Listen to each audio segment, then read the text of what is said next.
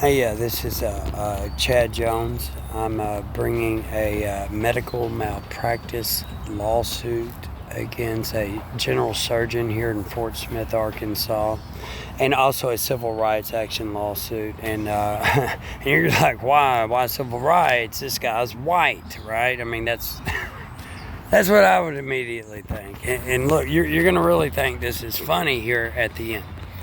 I'm going to also put on my post the laws that were broken, the exact laws, and the ones that we're using to bring against them. A lot of laws have this has happened to since it became a useful tool in the 60s. Anyway, but we're going to get into that. First thing we're getting into is a medical malpractice. And where that comes in is I'm a methadone patient. I've been one for, 7 years, I think, maybe 8. It's been a little while. Yeah, it has, yeah. It's been about 8 years, I guess. Anyway, I take 190 milligrams of that stuff a day. But so I've got a high tolerance. And what they're supposed to do before you have a surgery, which mine was 10 years, nobody could figure out what was wrong with me, and it being my gallbladder, and I had an umbilical hernia too. So he did both of the surgeries at the same time. Whenever he did it, he noted how it was all enlarged, how my regular bladder now is 4 times the size. I'd been in pain every time I ate. It just immediately hurt. I mean, I kept telling these doctors that they had me diagnosed for ulcerative colitis. Literally saying I had ulcerative colitis. If for y'all that don't know what that is, if you've ever heard of like Crohn's disease, it's the sister disease to that. So I figured out everything about that to try and beat it, And so some of the diets helped some very, very small, because I was dieting for the wrong thing. Anyway, come to find out, it's my gallbladder, and how I found out was, honestly, I prayed about it for one thing. I believe in prayer. I mean, and it was like instantly I started using AI, after I prayed, and, it ended up being like the same day or the next day I was using it, actually for the first time, using it for my real gain and help, I guess, because it did. I just told it all my symptoms, and it spit out, because it spit out that it's. I started thinking maybe the pancreas, and it said no, that was the gallbladder, it believed, and of course you knew about the hernias, but that it was the gallbladder and a muscle called the sphincter of Oddi. It's a crazy sounding name. Sounds like a sphere from a movie, you know what I mean? Sphere of Oddi, crazy, but it's a muscle that opens and shuts your bowels. So whenever you eat, and anybody eats, it opens up, and then after you're done eating, after so much time passes, it realizes it and it shuts. That's its purpose, the sphincter of Oddi muscle. Well, what mine was doing, and they couldn't figure it out. They didn't tell me that was wrong with me, but I figured it out. AI figured it out with me. And God's the one that gave us all information, right? But anyway, so it's pow, pow, pow, pow, pow, pow, pow, pow, pow, pow, like that the whole time. So the whole time, it just was nuts.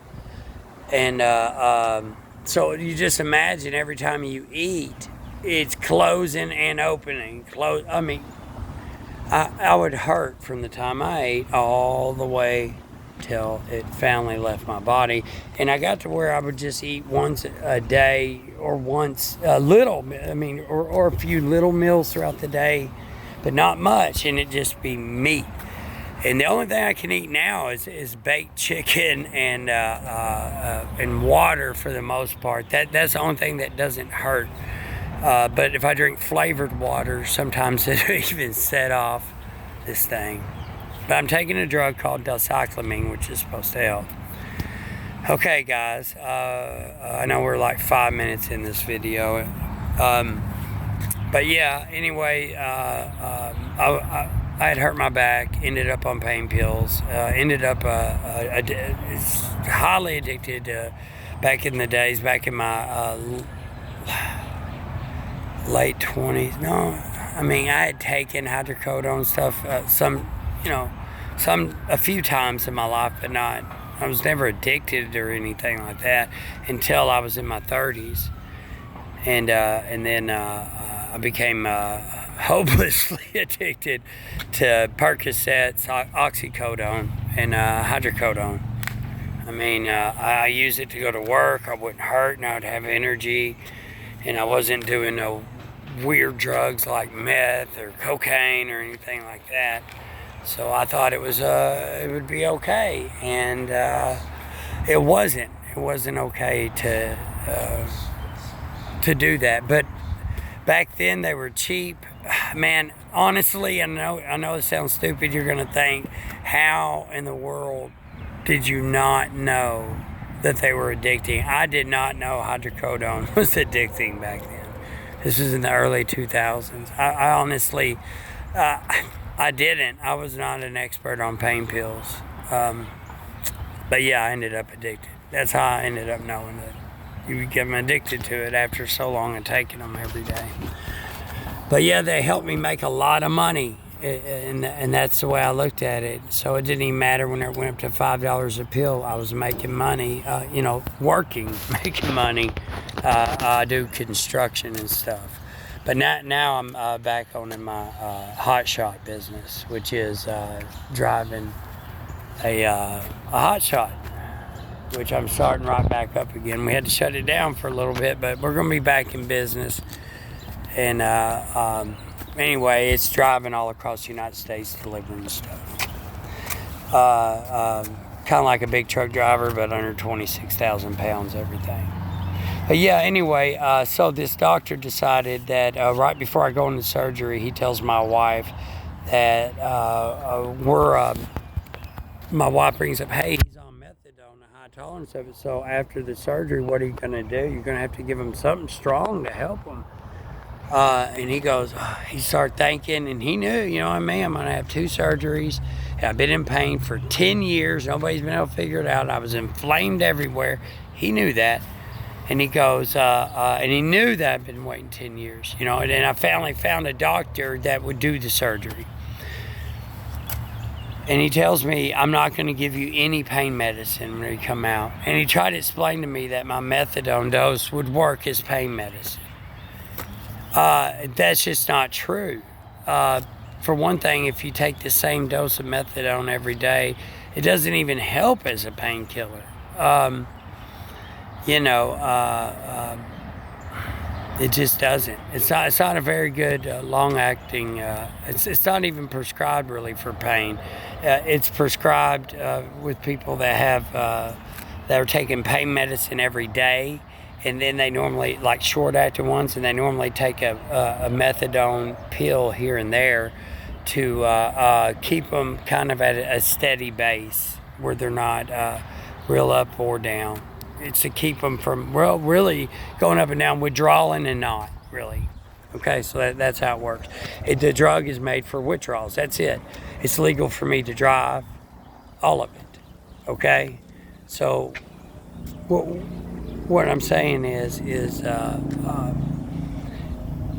all this stuff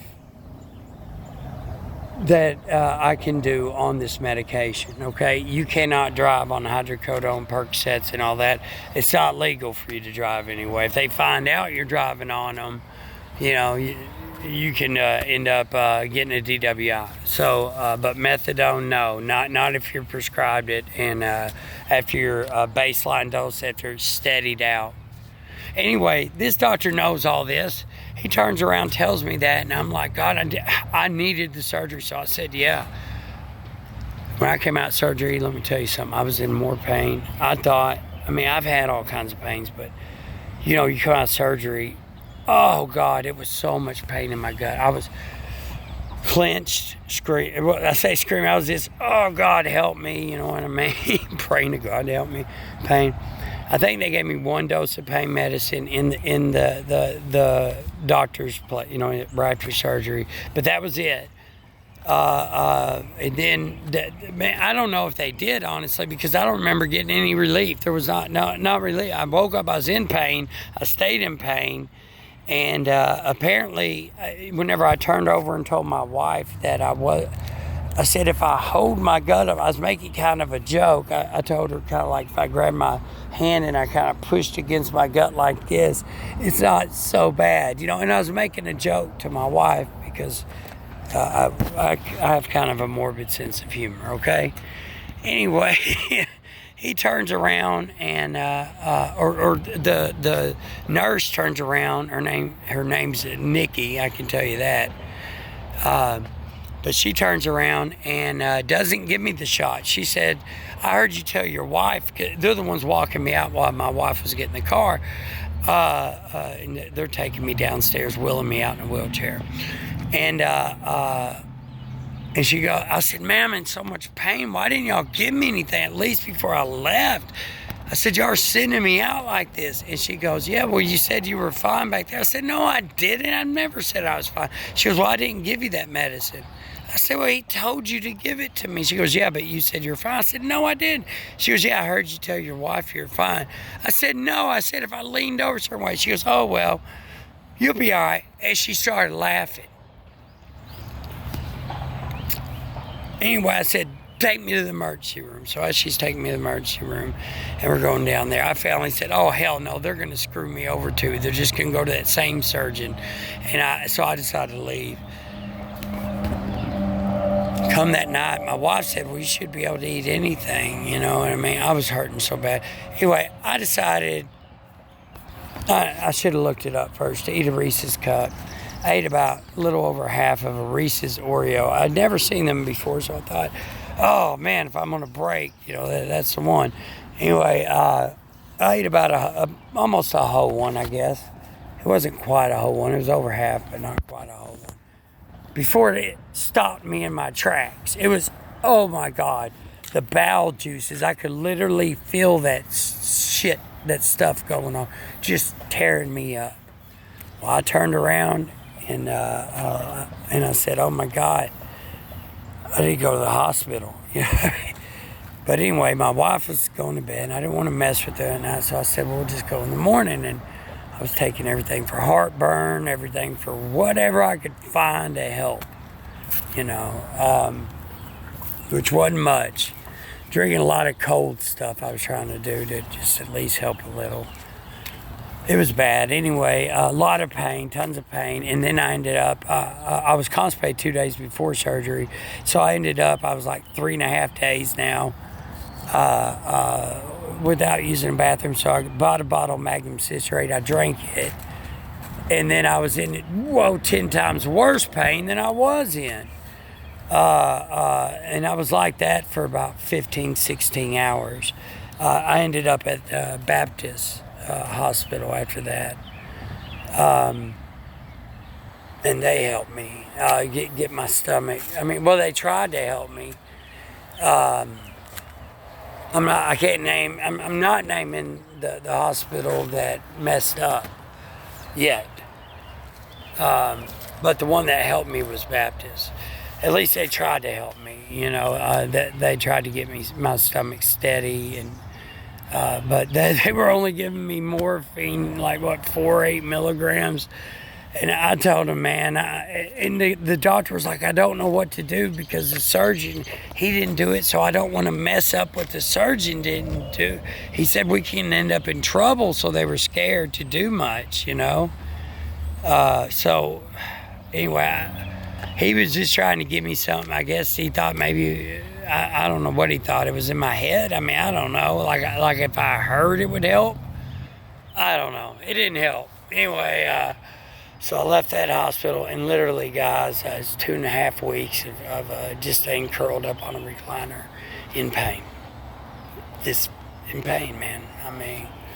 Really get to know all the horrible thoughts and feelings, and I getting up, using the bathroom, everything. man, it was hard, you know. I spent 10 years in hell already, and this just made it worse. And what got me was I called a bunch of times trying to get help. I mean, and they would not do it. They would not help. I mean, they just wouldn't. One time, like his co-doctor, or I say co-doctor, another doctor that night or the next day, whatever it was, like the day after surgery, he finally said, all right, he thought he was doing something because he prescribed me some 7.5 hydrocodones.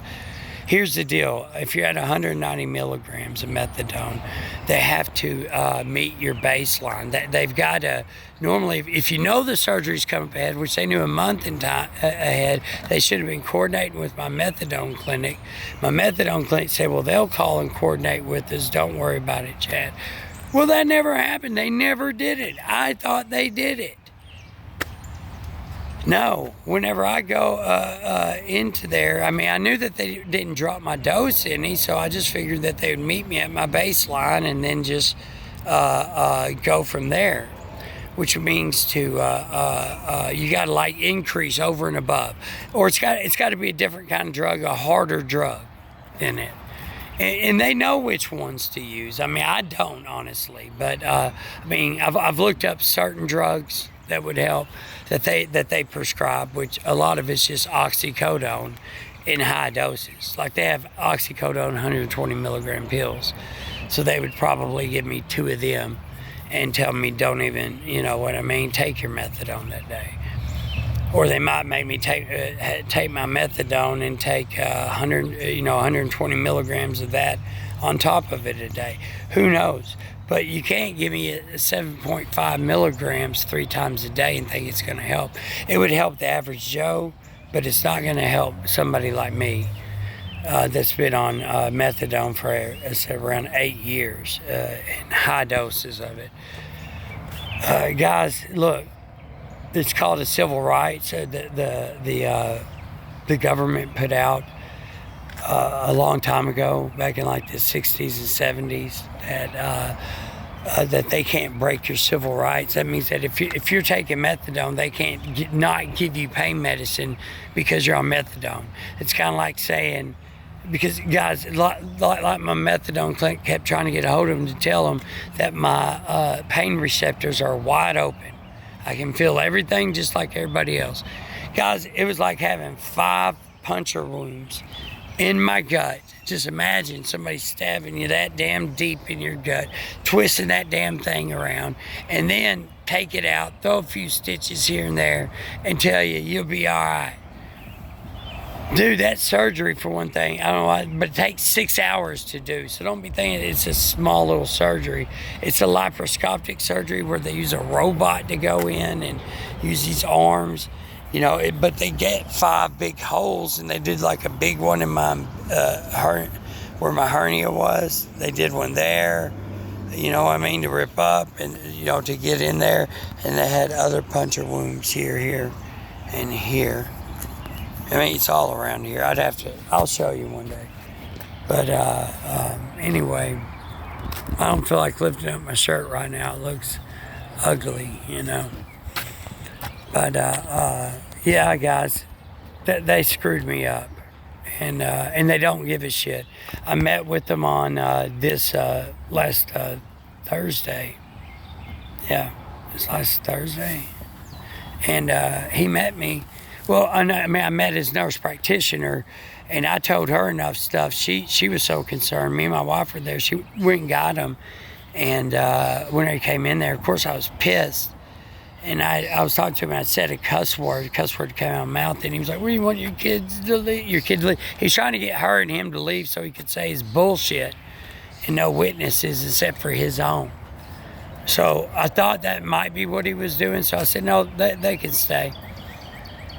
And I told him, "Dude, you didn't give me anything to help me, and you knew you were supposed to. You chose not to. I was in hell. I called your office over and over and over again. You put down, one of y'all wanted to put down that I'm taking methadone for pain management, which y'all know it's for substance abuse. Y'all asked where I went. I said Roland Medical Treatment Center. It is a drug treatment center that's for opioid addiction, okay? And I take methadone for. But whenever you're having heavy surgeries like this, they don't have a choice but to give you opioids, guys. I mean, they just don't. But I go to methadone clinic so they can lower me down and raise me up here. It's real simple for them not to mess up. And really, and not even, I may not even feel high. You know, they know how to do it, right? But they turned around and chose not to. You know, and left me in pain and in hell. You know, and here I am throwing up. Dude, I used the bathroom. They knew whenever I'd seen them at that time, I had not used the bathroom. That means poop. I finally did 4 days after the surgery because I drank magnesium citrate to finally use the bathroom. You know, I'd ended up in the hospital. My stomach blew up, and that was like 24 hours afterwards. I was calling his doctor's office, telling him what happened. I messed up and ate a peanut butter cup, and my stomach was so swollen it felt like it was ripping my insides apart. That's what it felt like. So I don't know what's going on. Please help. They never once even said, hey, you need to go to the ER. I chose to go to the ER, and I went to a different ER than theirs. And they didn't like that, but whatever. Anyway, I'm going to bring you the names of these guys. And they're crooked. They're so crooked and evil to do what they did. I mean, he turned around and tried to put a report afterwards, 21 days post-op after the surgery, to explain everything that I said. He turned around to try and rebuttal everything on that paperwork, and every one of them was a lie that he put down. He tried to say that, and Chad's taking it for substance abuse and pain management. Well, guess what? They don't prescribe the same thing for pain management as they do for substance abuse. That's not how that works. And he knows that. It's not methadone. He knows every bit of that. Anyway, him reaching just made him look so desperate. I know he's a freaking liar, and somebody like that, he's like called the chief of medicine up there, dude. And you're gonna tell me he didn't know what the federal guidelines are for methadone patients before they go into surgery and afterwards? They're supposed to like either lower their dose on methadone as they rise it up on oxycodone. That's supposed to be like a tit for tat trade-off. You get it?